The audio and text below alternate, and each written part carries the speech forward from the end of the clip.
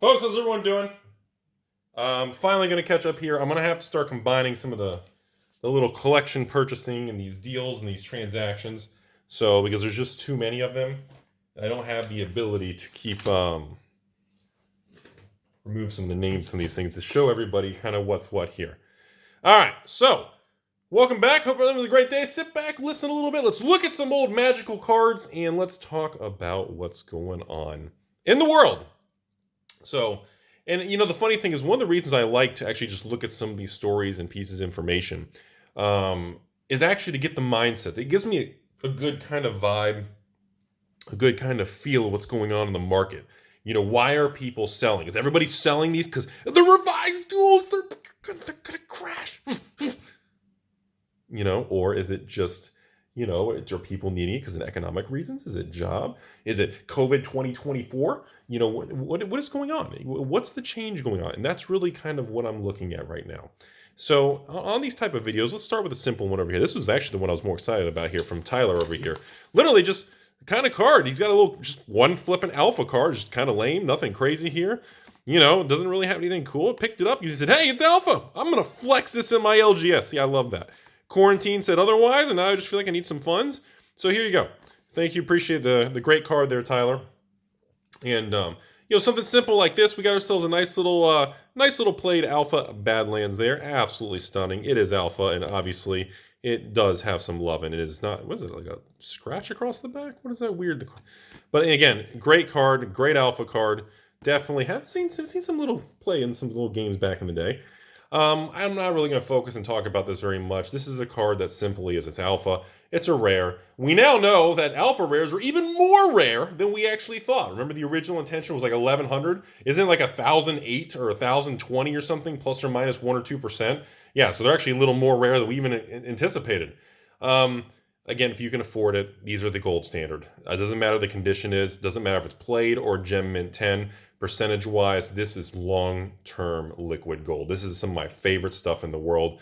You can never have enough. If you can afford it and your life is stable, you navigated this terrible 2020 thing last year, and you're pretty solid with your family and you're moving forward in your living situation, these are great pieces of a portfolio. Remember, folks, great piece of a portfolio with stocks, bonds, real estate, collectibles, crypto, whatever you're into. Make sure you diversify into all of them, always, no exceptions.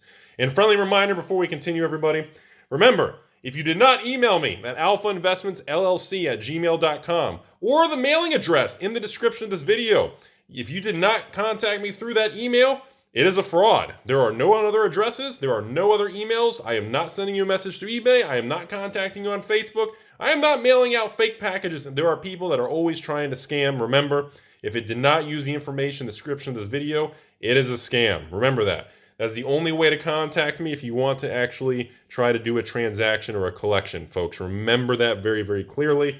There's always going to be people trying to scam out there. It's part of modern times. Sorry, everybody.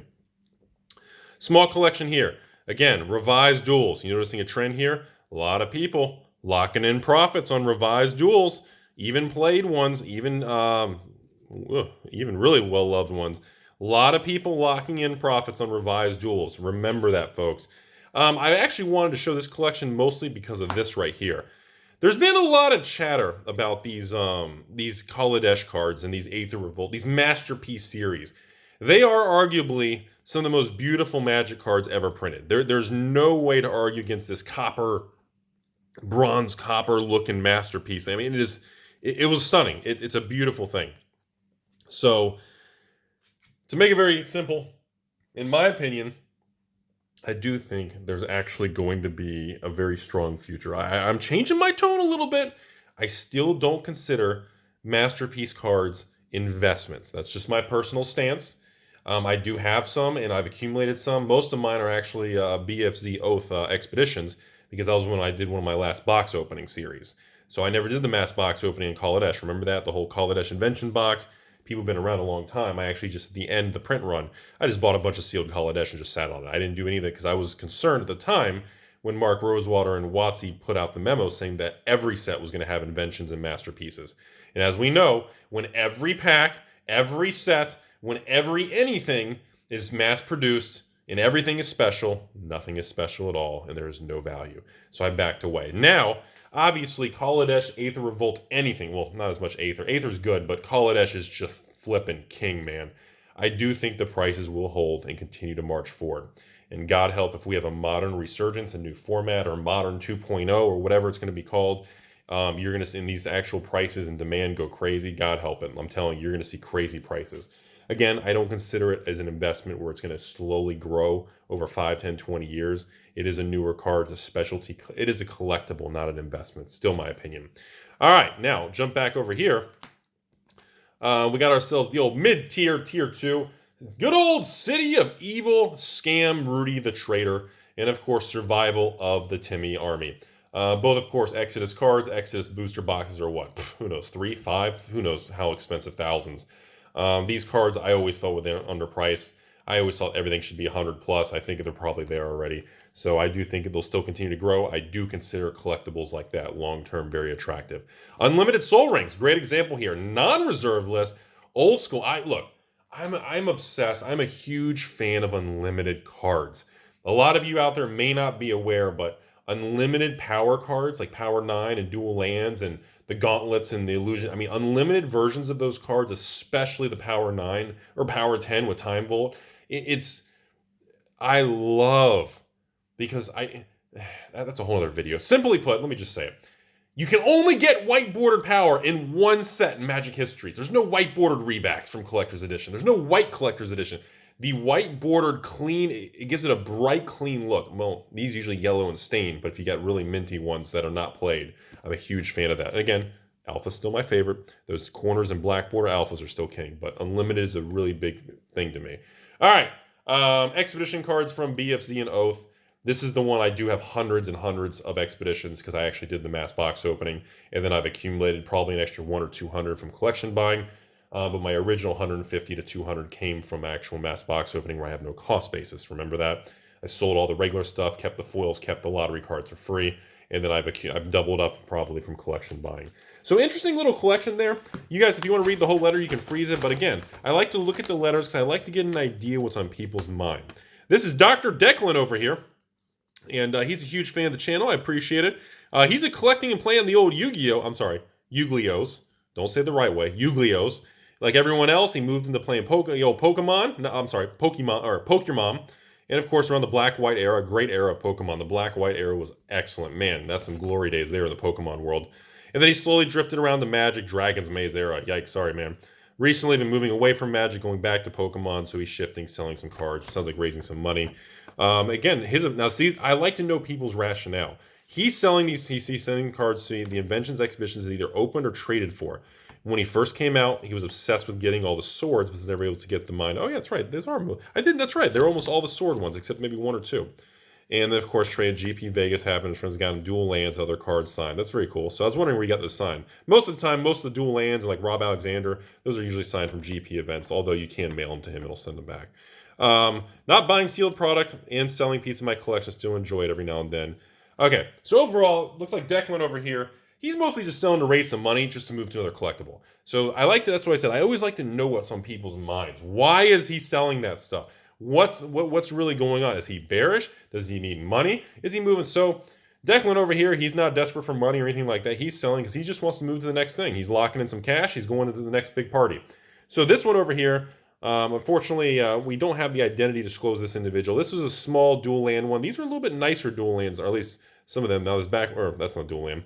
I just want to show on this one. These are a little cleaner. These are near mint. Well, probably. Let me see the backs. Light play. Not exactly gradable, but yeah, no, very nice.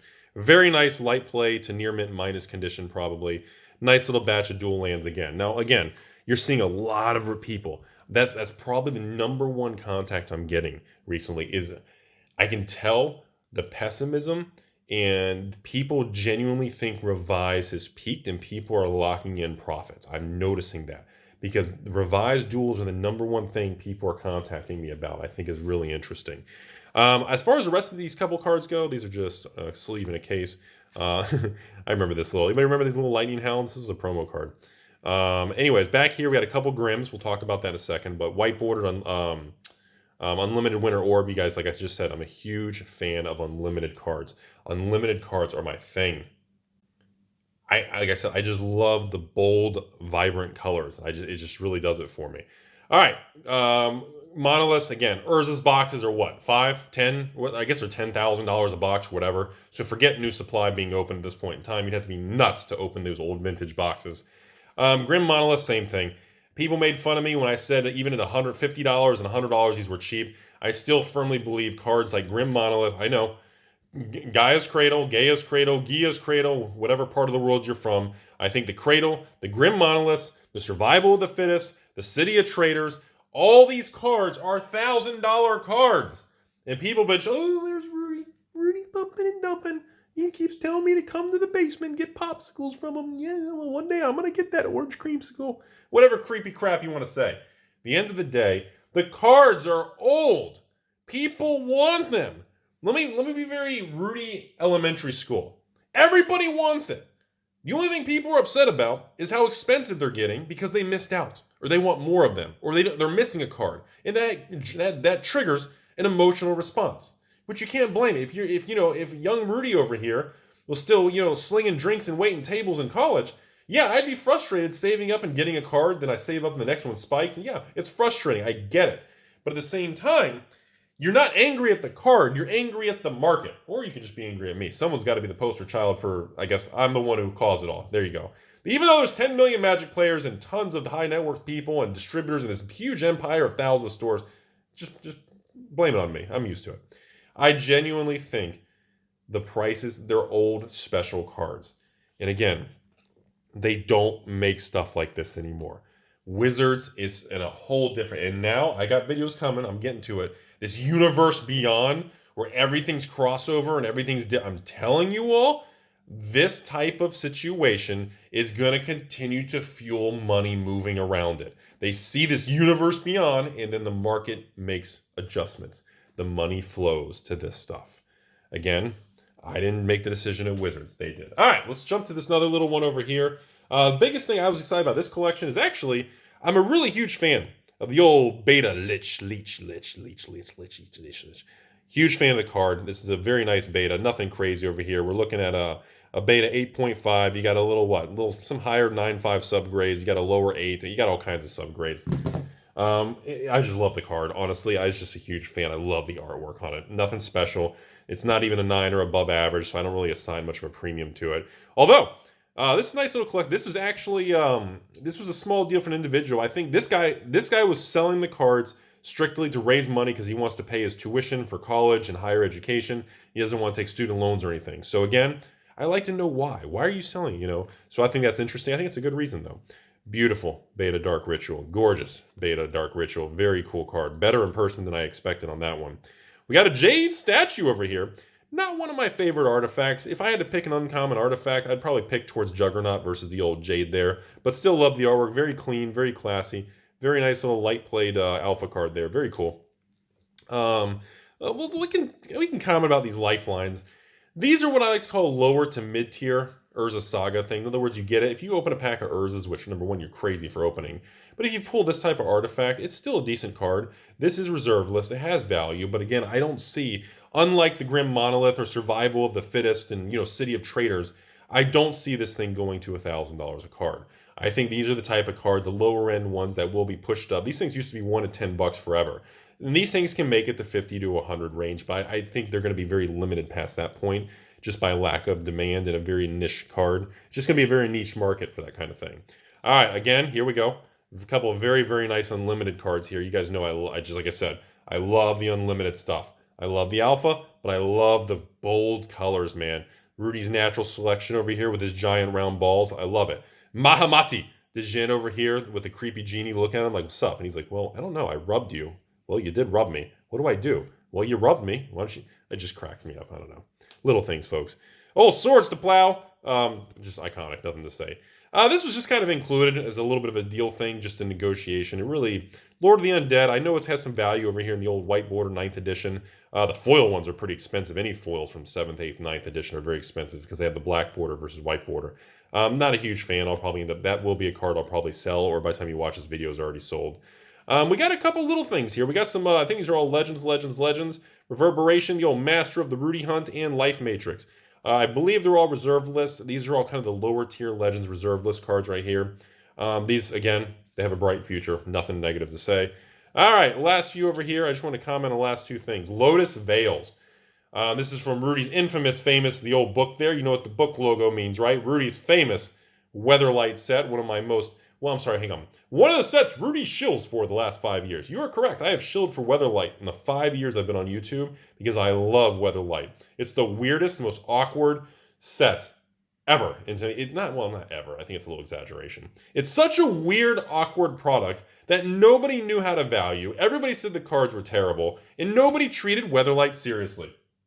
So I always loved it. Always a fan. All right, Deranged Rudy over here, living in the squirrels. It looks like my haircut by Wednesday. Honestly, it's no monolith from Legacy, but these are the type of cards that will continue to grow. There's very limited upside, except on the big boys in the set, but they will grow. Technically, yes, if there is long-term potential, I do consider it investable if it continues to have a long-term potential. But again, these are high risk. I'd be really careful, folks. I really just, that's a judgment call you guys are going to have to make on different lower tier cards like that for reserve list and investments and collecting your personal collections. And, I would rather, instead of buying a bunch of cards like this or, a bunch of lightning hounds over here, I would rather kind of pool more money together instead of buying, lifelines over here or even, well, I don't know. I do like Lotus Veil. I would probably go towards the unlimited, or of course, like the Grims and the Survival of the Fittest and things, over in this pile over here, the City of Traders and the Survive. I would rather, Mox Diamonds and Sliver Queens, more of those really heavy hitting cards, because there's no way in the future those cards really have. I mean, the risk reward, again, everybody needs to approach this stuff. It is straight risk reward. See, I don't know what's going to go what price. I never have. I've never claimed to. I give you my opinion on what I think. Hey, Grim Monolith should be $1,000. Because in my opinion, I believe it can get there. Do I think it's going to be $1,000 tomorrow, next month, or next year? Probably not. But do I think, as time progresses and the market evolves and Wizards continues to start printing more, Pikachu packs and crossover Lord of the Rings with Hunger Games inside Rudy's Matrix as he Yu-Gi-Oh's your stepmom? Possibly. And the more we go in that direction, the more the old school, true magic, originality becomes desirable. The more Wizards drifts away, the more the old stuff becomes desirable. The more Wizards gets back on track and produces things that really get people excited, the less old cards will be on kind of a panic run. They kind of guide the ship more than, the public understands. The public usually says, oh, the big YouTubers, the influencers, the rich people. I mean, that's great and all, but overall, at the end of the day, in my opinion, Wizards is the #1 person driving the ship. I'm telling you all that they're the ones who really do it. So that's my speech. I don't know how many people are watching at the end of this video. Not much else to say in the world. I hope you guys have been enjoying everything. I know I've been slacking on some of these collection buying videos that they're so backed up, and there's so many, like you guys can't see off camera, but like what I showed today, there's like 20 more stacks just lined up off camera to be filmed and done and inventoried, and it's just been tough to get to it. I've been dealing with a lot of things, and the Force of Will, Flesh and Blood, Pokemon, and Magic has just been, and I still want to be kind of, I've been questioning things like the Dragon Ball Super, the Final Fantasy, and Digimon, these other things, but I just don't have the schedule, man. I struggle just to keep up with these. And oh yeah, and Weiss. I've been dealing with a lot more Weiss lately, and it's just been, there's so many things going on, and the market's just so aggressive. But overall, I see very limited downside risk in the short term here. Keep in mind, folks, one final comment, not to be a Debbie Downer or a negative Nancy, but remember, the collectible market will level out. It will cool off. Everything we're going through in the last, from 2020 all the way through 2021, it's not going to endlessly go up to the moon. Remember that. Things will cool off and normalize. Now, the question is it going to take another 6 to 12 months of mooning before we even have, consolidation phase? I don't know. But we will do that. So remember, things are going to stabilize. Now, it doesn't mean they're going to tank in price, but they are going to stabilize, usually a small retracement. But again, if prices go up so much, even a 10, 20% retracement doesn't mean crap. So, hope you guys learned something. Hope you enjoyed looking at these cards as much as I do. As always, I always appreciate the views. Thank you for the kind words. And as always, I appreciate the honor and privilege to entertain everybody.